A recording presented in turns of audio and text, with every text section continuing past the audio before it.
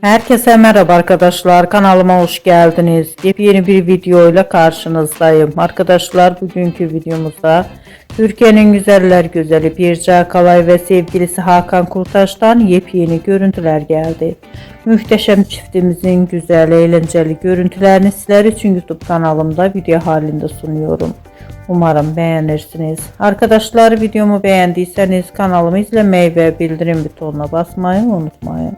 Şimdilik benden bu kadar olsun. Yeni videomuzda görüşmek üzere. Hoşça kalın.